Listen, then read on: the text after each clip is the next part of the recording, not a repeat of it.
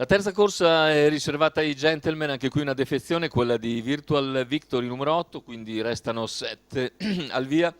Lo schieramento: 1 Polpettine, 2 Tabata EK, 3 Uranio MDM, 4 Dezamo Regar, 5 Resole Matto, 6 Tarek, seconda linea 7 Vita Brid.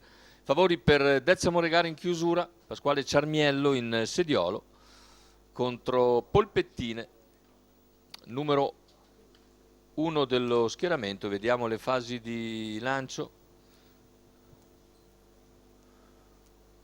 Partiti in questo momento, velocissimo è proprio Dezamo Regar che va a condurre nei confronti di Uranio MDM, mentre all'esterno si ritrova Re Sole Matto.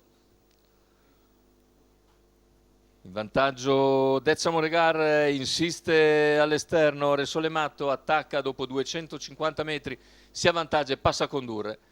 E quindi è leader Re Sole Matto, Dezamo Regar in seconda posizione, in terza c'è Uranio MDM, poi Tabata e K, via via tutto il gruppo, con Polpettine in terza posizione, 400 che se ne vanno in 32, la progressione esterna intanto da parte di Tarek avanza, c'è anche Polpettine che sposta a largo e manda in terza corsia Vita Brid, intanto i 600 in 47,1.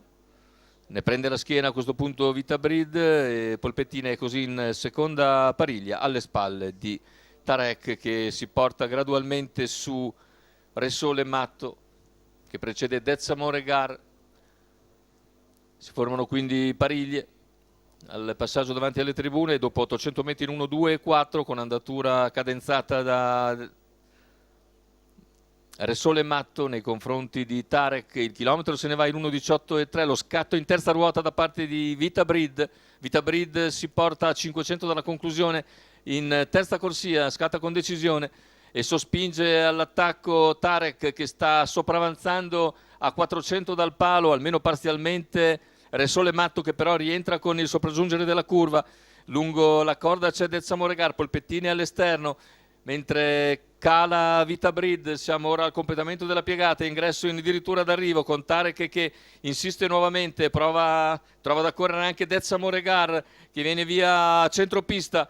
Finale con l'attacco di Tarek nel finale con Dezamo Regar vicino sul palo, e Dezamo Regar che passa e vince nei confronti di Tarek, mentre per il terzo c'è da vedere il finale interno.